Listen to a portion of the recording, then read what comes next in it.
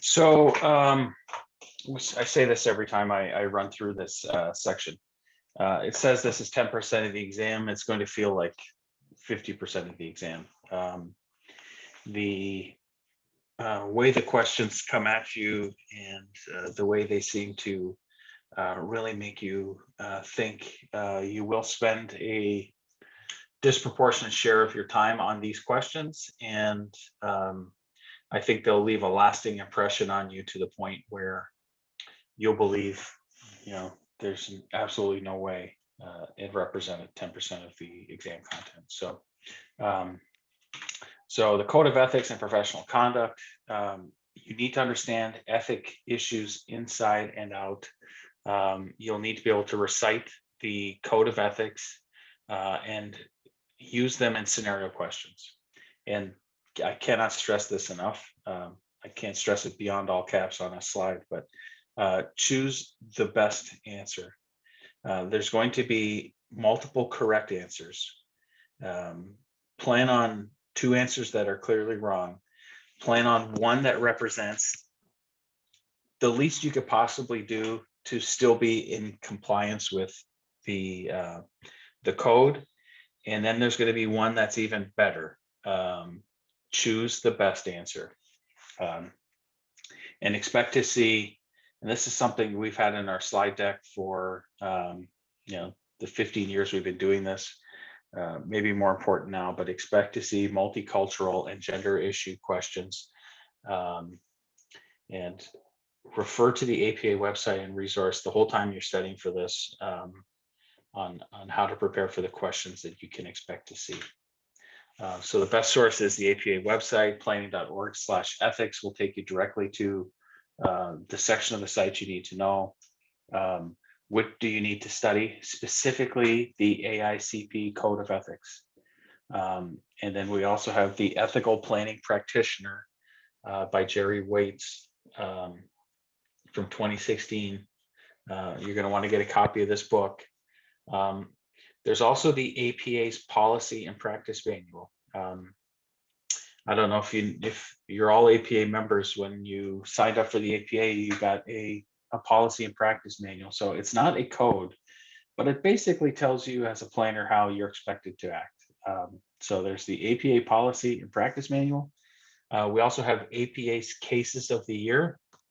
Every year they publish ethics cases and they break it down. It's a great resource to kind of see what ethical issues planners are dealing with and how the APA would suggest that you deal with them. This one is great. Ethic toolkits. All the state conferences, all the different chapters have put on their own conferences, and when you go to when you're at either the National APA Conference or a state chapter, these are the sessions that seem to have the largest attendance. We have to get so many credits as it relates to law and ethics. And so to help the different state chapters plan for the courses at their conferences to get people the continuing credits that they need, they've published a series of toolkits to help local chapters conduct ethic sessions. And in these toolkits are different examples of questions to ask your audience. It's a great resource. And then, of course, if there's study guides put out by the chapters, look there as well. So we look at the Code of Ethics, Section A. These are the aspirational principles. These are statements of aspirational principles that constitute the ideals to which we are committed. We shall strive to act in accordance with our stated principles. However, an allegation that we fail to achieve our aspirational principles cannot be the subject of a misconduct charge or cause for disciplinary action. So if you break these, you can't really get in trouble, but they're the aspirational principles, the things we're always striving towards. And so this is broken into 3 sections. We have our overall responsibility to the public. Number 1, I mentioned that before, that our responsibility to the public is at the forefront. It's the very first part of the Code of Ethics. And so we have an overall responsibility to the public, and just a couple of examples. There's more than A through C, but we shall always be conscious of the rights of others. We shall have a special concern for the long-range consequences of present actions, and we shall pay special attention to the interrelatedness of decisions. And so, as an example, if you're creating a plan and you fail to think about an externality or something that happened as a result of your recommendation, and maybe you recommended a bunch of multifamily near the train station, and now the trains are over capacity and the railroad needs to spend $1 billion to increase capacity. If someone brings that on you and accuses you of it, you didn't see the interrelatedness of decision, it's not subject to a charge. But it's something we need to be thinking about. And so again, these are these overall aspirational principles. So number one, responsibility to the public. Number two in section A is our responsibility to our clients and employers. We owe diligent, creative, and competent performance of work that we do in pursuit of our client or employer's interests. Such performance, however, shall always be consistent with our faithful service to the public interest. Again, that public interest shows up even in our responsibility to our clients.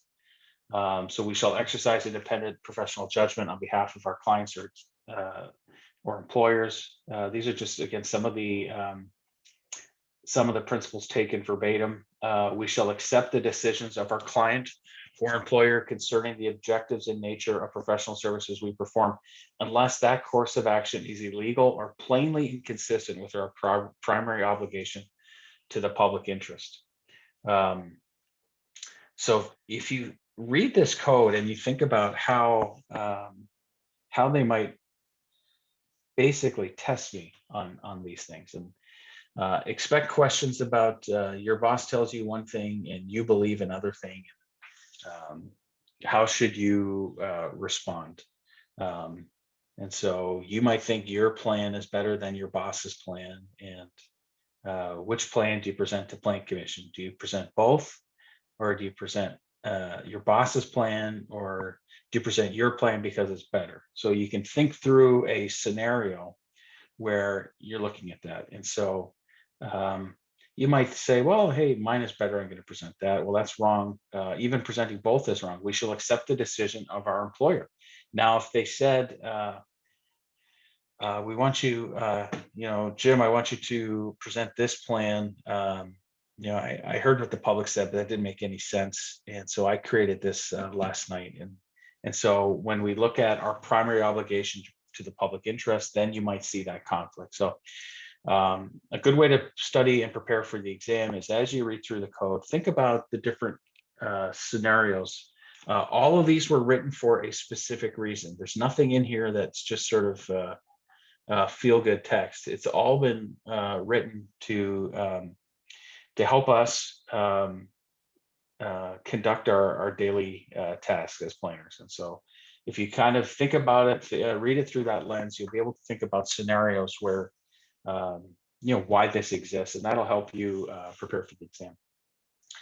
This is a big one. We shall avoid the conflict of interest or even the appearance of a conflict of interest in accepting assignments for our clients and employers.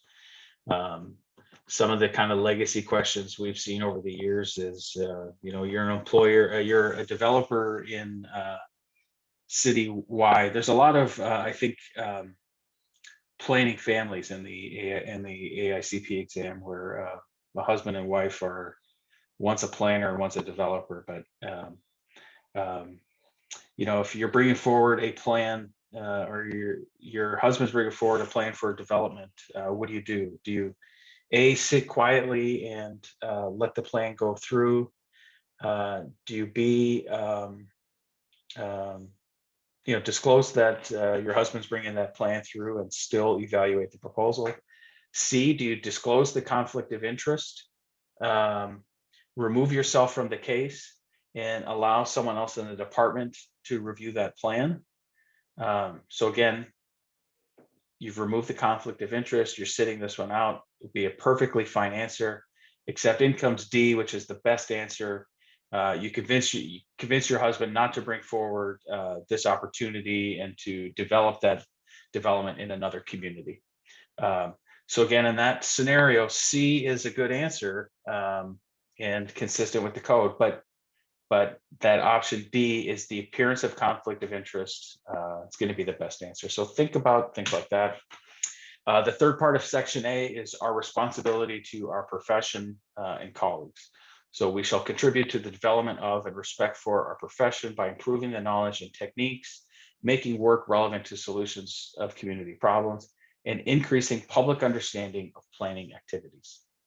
So we shall protect and enhance the integrity of our profession. We shall educate the public about planning issues in their relevance of everyday life. So you're on vacation and you do what I do. You like to tell. I would tell my kids stuff all the time that drives them nuts, but I'm doing my part.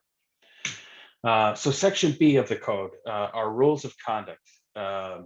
Section B, these are the rules of conduct which we're held accountable. If we violate any of these rules, we can be the object of a charge of misconduct and shall have the responsibility of responding to and cooperating with the investigation and enforcement procedures. If we are found to be blameworthy by the AICP Ethics Committee, we shall be subject to the imposition of sanctions that may include loss of our certification. So these are the rules. These are the things that we need to obey. So they are written much more matter of fact. We shall not solicit prospective clients or employment through the use of false or misleading claims, harassment, or duress. We shall not misstate our education, experience, training, or any other facts which are relevant to professional qualification. We shall not sell or offer to sell. These are just some examples, but these are the things where if you violate them, there's going to be an investigation. And they're the things that I think cast a black eye on the entire profession. So the AICP one, and the big part of what is AICP is this section specifically of the code. Section C, these are advisory opinions based on the code. So they contain all the procedural provisions of the code. If you want advice, if you think you might be moving into something that is unethical, you can seek advice. So you can ask for informal advice, you can ask for formal advice. All of the specifics are written in here on the advisory opinion. So what happens when advice is requested by a member, and then opinions issued without the request of a member. And then we have the annual report. How are things adjudicated? This is section D. So how do we file a complaint? Who do we file it to? There's names, dates, titles. There's a whole flow here. You need to know that when you file a complaint, it goes to the ethics officer, which is Jim Peters. They will have a certain amount of time to review it and respond. Then there's fact gathering. You have a chance to appeal. You have so many days to appeal. Know this inside and out. So these are all the different headings within that section D, how to file a complaint, what the review is, what fact gathering is, what's the exploration of a settlement, what happens when a decision is reached, how can you appeal it, and what's the effect of dropping charges by the complainant or if the resignation of the respondent, and then how does it get reported? How does all the ethics charges get reported to the APA and the AICP? And then section E, discipline of our members. So if we're found to be in violation of the code, what does it mean? What are the types of discipline? What if we're convicted of a serious crime, not even related to planning, but I don't know, embezzling money from our municipality? What would happen to our AICP? What if we're convicted of other crimes? What is unethical conduct? How do we, what's the revocation, suspension, or restriction of our licensing? The duty to notify the ethics officer if any of this happens. And then how do we petition for reinstatement? So this is the procedural ticky-tacky things that you need to know. So again, know this document inside and out. It is the thing that sets you apart from just having an APA membership. Social justice, planning for diverse and underserved communities. Planners must advocate for social justice. Our code of ethics states we shall seek social justice by working to expand choice and opportunity for all persons, recognizing a special responsibility to plan for the needs of the disadvantaged and to promote racial and economic integration. This is especially important. Yeah, boy, probably this year more than any other year we've done this. But the country is becoming more diverse. We're getting larger economic gaps. So this is important. And then we also have social empowerment.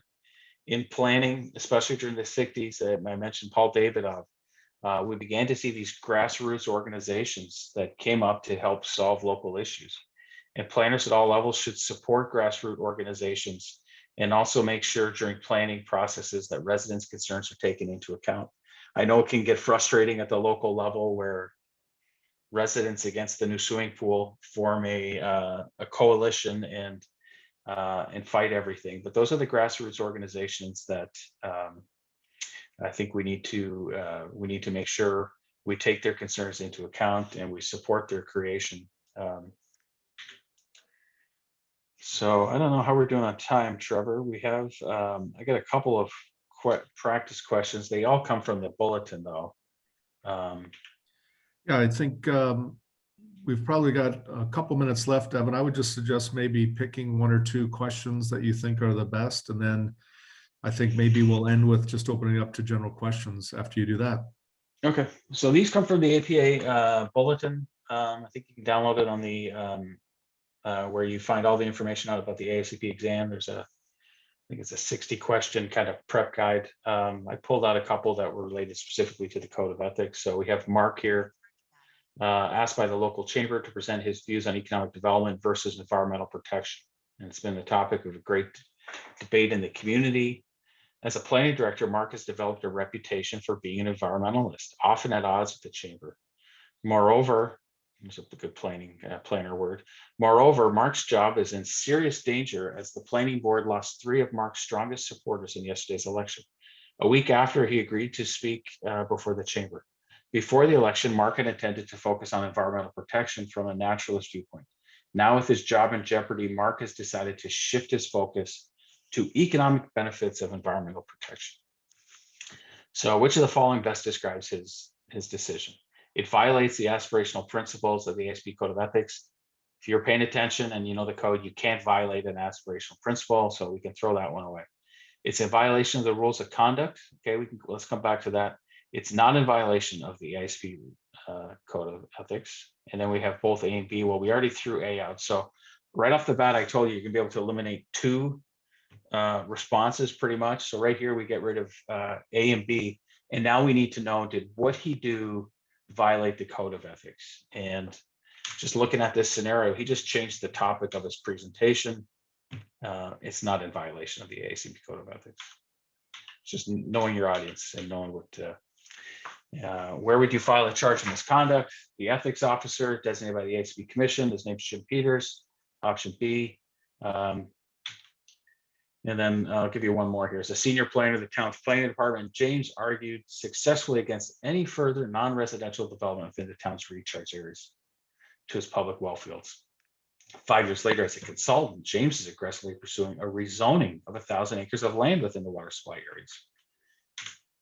Which of the following choices apply? It definitely violates the Code of Ethics. It possibly violates the Code of Ethics. It does not violate the Code of Ethics. And there's insufficient information to respond. I would say very few questions are going to have insufficient information to respond. I would throw that one away. I don't think you can possibly violate the Code of Ethics. So D and B come out, and now we're just basically saying he was a senior planner that was against development. Now he's a consultant and he's for development. Is he in violation of the code? And I think the key here is how much time has passed. It's 5 years later. There's a stipulation with a set of time and the opportunity to become more knowledgeable in an area. A planner can change their mind. So his answer to this one is C. Does not violate the Code of Ethics. So with that's it. That's the last question. Thanks for attending the seminar. Good luck on the exam. A couple of classic exam photos, spies like us. And with that, I guess we can turn it over, Trevor, to any questions people might have. Okay. Let's see. All right. So I only see, if anybody has any questions, please type them out.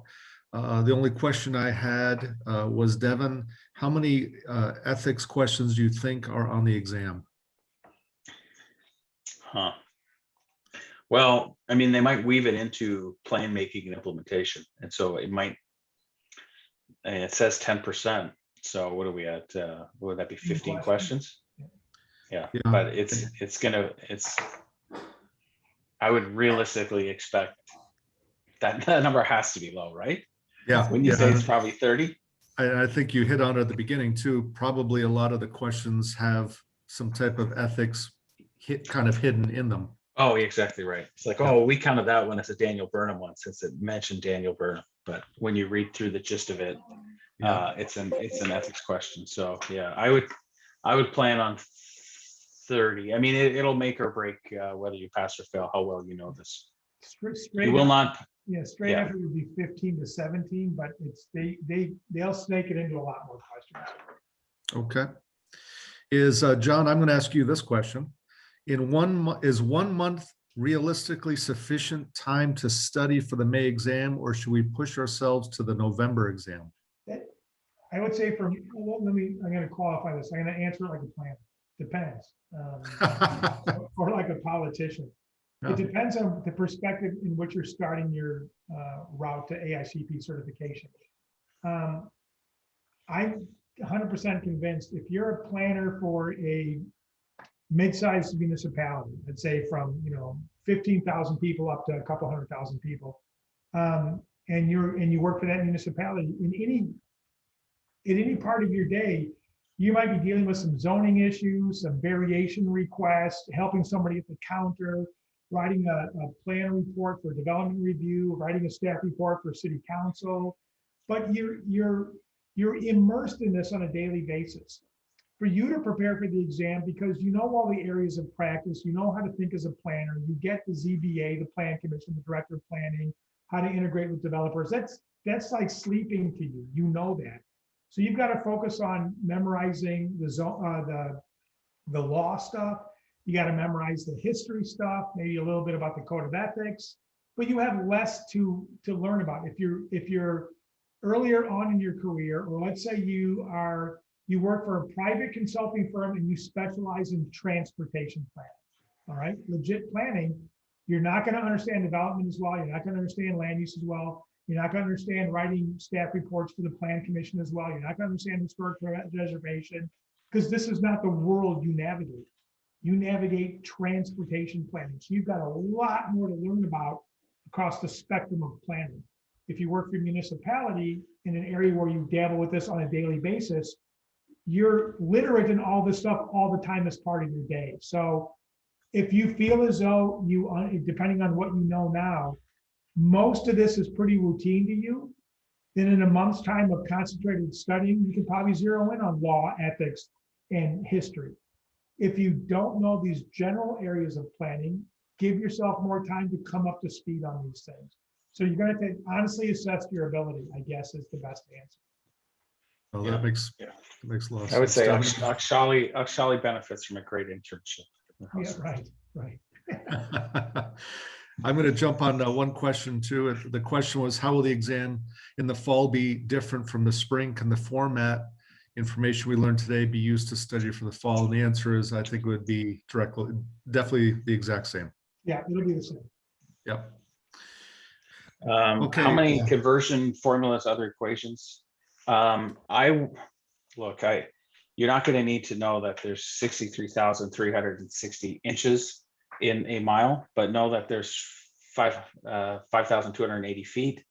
Know that there's 640 acres in a square mile. There's some rule of thumb numbers that will just help you calculate things like density. If you have 43,560 may be the most. 43,560, 640 acres in a square mile. know how many feet are a mile. That's pretty much it. There's floor area ratio is simple. It's the area of the building divided by the area of the lot. You need to know that one for sure. And then growth rate, I think just that's, I mean, I'm going through that now with my 7th grader in math. So that's just, I think, know how to calculate percent growth. But yeah, no, I would know that formula for sure. Great answer, Devin. Yeah, the next question too is if we can anticipate the option to take the exam remotely in November. I know we've got people from the APA on here, but I would say 99.9% that yes, that would definitely be an option, especially I think that's their long-term goal and they're working out the bugs at each time they do it. So I would say, if it was me, I would say yes. But once again, if oh, Yeah, here we this go. is Jen with APA. Yes, you're completely right. We anticipate keeping the remote testing option long-term. So it will most definitely be in place for the November 2021 cycle and every cycle going forward. Jen, I love that. Thank you. I've been told I've been right for a long time, so thank you. No problem. We actually, I don't know, Devin, can you see Mike's question? That might be a good question for Jen. For Jen, AICP candidate, yeah, for the AICP candidate program participants who already have 2 years of experience, does the timing for this year's conference mesh with the timeline to submit CE credits for certification in this summer's essay submission deadline? Sure, it does. So if you're enrolled in the candidate pilot program already and you have an approved application, you'll be able to begin earning your continuing education credits and can use the credits earned at NPC 21, which will be, I believe, the first week of May, to meet that 16 threshold. And then July 2021 is the next essay submission window. So essentially, you have between now and the beginning of July to complete those 16 PMs before you'll be able to submit your criteria essays. Okay, great. Thank you, Jen. A question here I think I can answer. Are the exam questions for the candidate program and traditional program different? No, I think that's, once again, if I'm wrong, but I think they're the exact same questions, right, Jen? Yep. Exactly. The exam's identical regardless of which program you're in.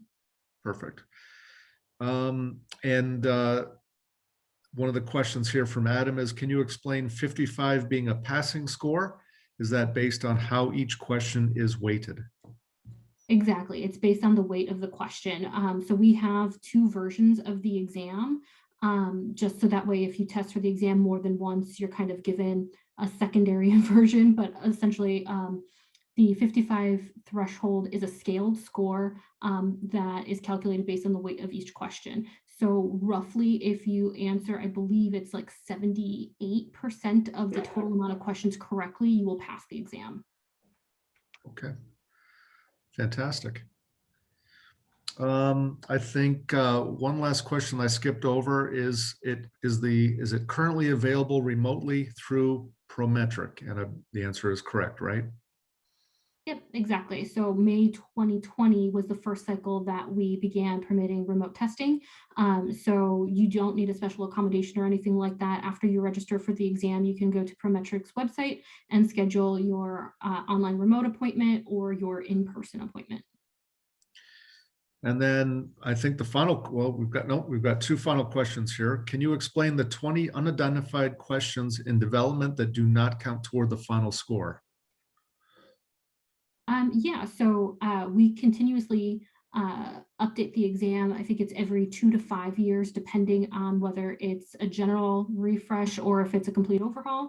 And we have 20 questions in each form of the exam that are not scored, that are used for exam development, that may get put into place as scored questions in the future. So they're not scored, so that way we can gauge the successfulness of the questions, and we want to make sure that they're worded appropriately, that the answers to the question are factual and make sense, and they're not misleading or confusing anyone. So they're interspersed within the exam itself. They're not like in a separate category that are explicitly named, like the 20 pre-test questions. They're just kind of sprinkled into the 170 questions.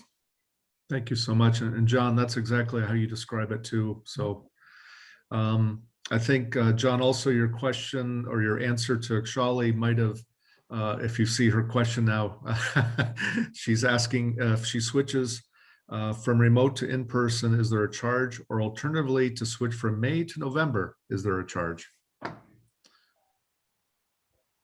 If you change your appointment, I think it's within 30 days of your scheduled appointment, there is a $35 cancellation or rescheduling fee that Prometric charges. That's outside of our hands, that's solely by them. And then if you are transferring your exam from the current window to the next window, if you're in the traditional path, there is a $100 transfer fee. And if you're in the candidate program, there's no transfer fee. I saw, is there a charge? And I was just responding to answer yes. There's a charge. Yep. I think that's it.